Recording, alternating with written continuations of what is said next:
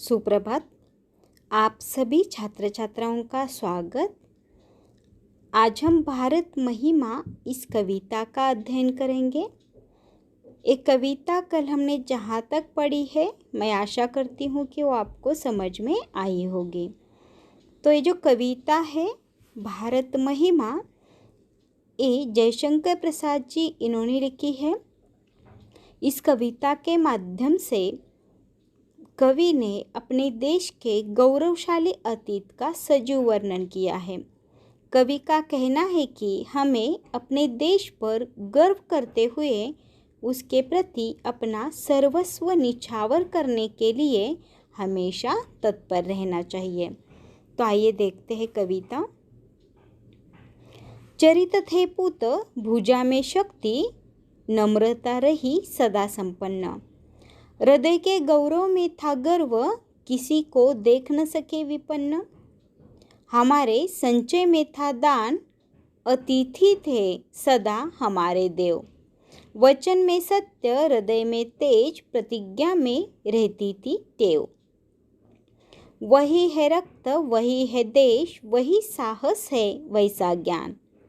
वही है शांति, वही है शक्ति, वही हम दिव्य आर्य संतान।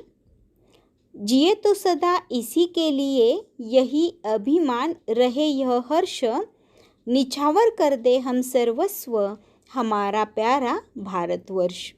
तो सबसे पहले देखते हैं इसमें कठिन शब्दार्थ कौन से है। तो चरित का मतलब है चरित्र, पूत यानी पवित्र, भुजा यानी बाजुओं, विपन्न यानी गरीब, संचय यानी एकत्रित, अतिथि यानी मेहमान, वचन यानी बोली या बातें, तेज यानी चमक, प्रतिज्ञा यानी कसम, टेव यानी आदत, रक्त यानी खून, साहस यानी हिम्मत, दिव्य यानी चमकते, आर्य संतान का मतलब है आर्य पुत्र, अभिमान यानी प्रतिष्ठा, हर्ष यानी खुशी, सर्वस्व यानी सब कुछ। तो जयशंकर प्रसाद जी कहते हैं, चरित थे पूत भुजा में शक्ति, नम्रता रही सदा संपन्न। हृदय के गौरव में था गर्व, किसी को देख न सके विपन्न। यानी हमारा ये जो भारत देश है, इसमें बहुत सारे महापुरुषों ने अपने देश की आज़ादी के लिए प्रयास किया है। जैसे कि छत्रपति शिवाजी महाराज, डॉक्टर बाबा साहेब अम्बेडकर, महात्मा गांधी, ऐसे बहुत सारे महापुरुषों ने अपने देश के लिए कार्य किया है और इसीलिए उनके चरित्र महान थे। और इसीलिए यहाँ पर जयशंकर प्रसाद जी कहते हैं, चरित थे पूत। पूत यानी पुत्र। पुत्र कैसे थे इस भारत माता के? तो चरित्रवान ऐसे पुत्र थे जिनकी भुजाओं में बहुत शक्ति थी और उनके स्वभाव में नम्रता थी और नम्रता से संपन्न ऐसा हमारा भारत देश था।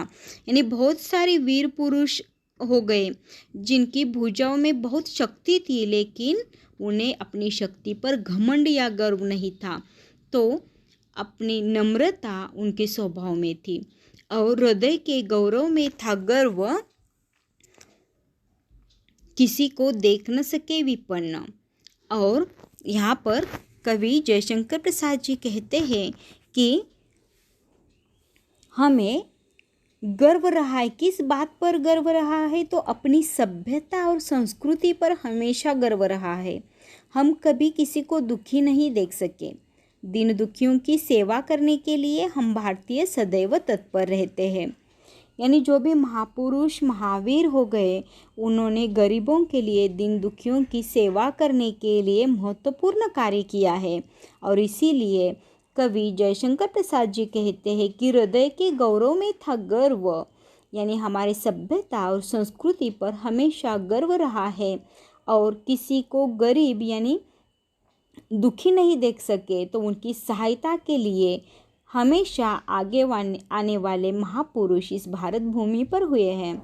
और इसीलिए यहाँ पर कवि जयशंकर प्रसाद जी कहते हैं कि चरित्रवान ऐसे महापुरुष यहाँ पर हो गए हैं। और इस संपन्न ऐसी मातृभूमि पर ऐसे महापुरुषों के चरित्र का वर्णन यहाँ पर किया है।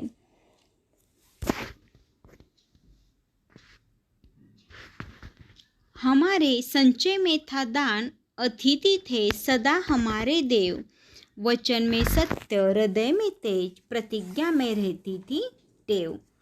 तो कवि कहते हैं कि भारतीय दीन दुखियों की सेवा करने के लिए सदैव तत्पर रहते हैं। हम यदि धन और संपत्ति का संग्रह करते भी थे तो दान के लिए करते थे।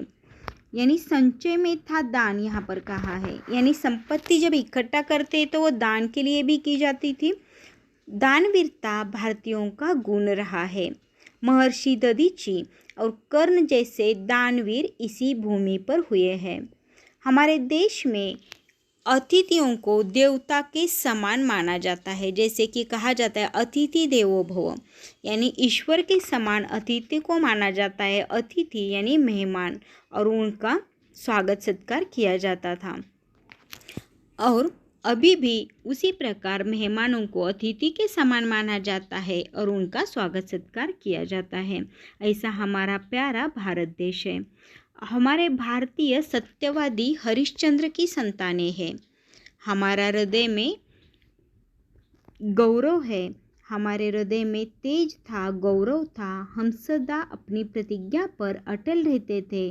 भारतीयों का मानना था प्राण जाए पर वचन न जाए, यानी वचन निभाने के लिए प्राणों का त्याग करना पड़े तो भी करते थे। और इसीलिए यहाँ पर कहा है, देखो, हमारे संचय में था दान, अतिथि थे सदा हमारे देव, वचन में सत्य, हृदय में तेज, प्रतिज्ञा में रहती थी टेव। यानी दान का, जैसे कि संचय संपत्ति का किया जाता था दान के लिए, अतिथि को ईश्वर समान माना जाता था और उसका स्वागत सत्कार किया जाता था। हमेशा सत्य बोलने वाले ऐसे भारतीय महावीर या महापुरुष इस भूमि पर जन्मे हैं और उनकी प्रतिज्ञा में रहती थी टेव, यानी प्रतिज्ञा पूरी करते थे और उसके लिए जान भी न्यौछावर कर देने का जुनून उनमें था। वही है रक्त, वही है देश, वही साहस है वैसा ज्ञान, वही है शांति, वही है शक्ति, वही हम दिव्य आर्य संतान। तो रक्त का मतलब मैंने बता दिया, खून।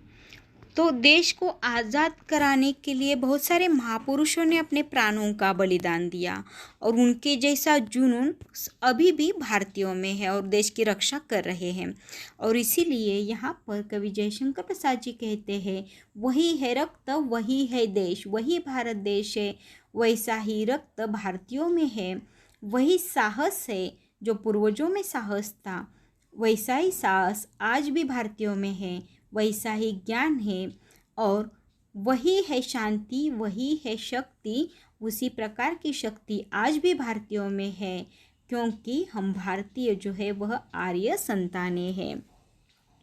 और इसीलिए वह कहते हैं हम उन्हीं आर्यों की दिव्य संतानें हैं। तो यहाँ पर कवि जयशंकर प्रसाद जी कहते हैं कि भारतीय आज भी ज्ञान के क्षेत्र में सबसे आगे हैं। आज भी हम पहले के समान शांति के पुजारी हैं। देशवासियों में वैसी ही शक्ति है, हम उन्हीं आर्यों की दिव्य संतानें हैं।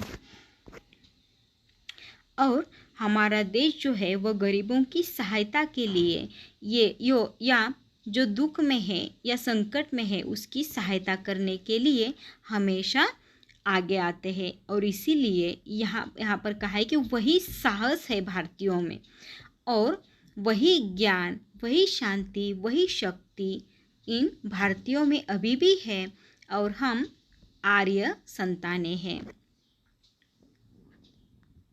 जिए तो सदा इसी के लिए, यही अभिमान रहे यह हर्ष, निछावर कर दे हम सर्वस्व हमारा प्यारा भारतवर्ष। यानी अब हमें क्या करना है, तो सदा इसी के लिए जीना है, देश की रक्षा करने हेतु हमें जीना है। हम जब तक जिए इसी देश के लिए जिए, हमें इसकी सभ्यता और संस्कृति पर अभिमान है और हर्ष है कि हमने इस भूमि पर जन्म लिया है। यानी हम इस भारत भूमि पर जन्मे हुए हैं, इसका हमें गर्व होना चाहिए और इसकी खुशी हमें होनी चाहिए।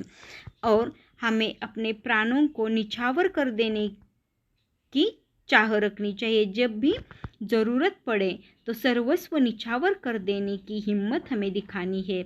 और हमारा ये जो प्यारा भारतवर्ष है, इसकी हमेशा हमें रक्षा करनी है और आवश्यकता पड़ने पर अपना सर्वस्व निछावर कर देना चाहिए। और यहाँ पर निछावर करना का अर्थ है अर्पण करना या समर्पित करना, ये एक मुहावरा है। और इसीलिए ऐसे भारत देश में हम जन्मे हैं, इसकी हमें खुशी होनी चाहिए और सदा इसी के लिए हमें जीना चाहिए कि हमें हमारे देश की रक्षा करनी है। और हमारे देश की रक्षा करने के लिए हमें हमेशा अपना सर्वस्व निछावर कर देना चाहिए, क्योंकि हमारा प्यारा भारतवर्ष जो है उसकी रक्षा करने हेतु हमें जीवन जीना चाहिए और ज़रूरत पड़ने पर अपना सर्वस्व भी निछावर कर देना चाहिए। तो ये जो कविता है वह यहीं पर समाप्त होती है। तो फिर मिलते हैं अगले लेक्चर में, तब तक के लिए धन्यवाद।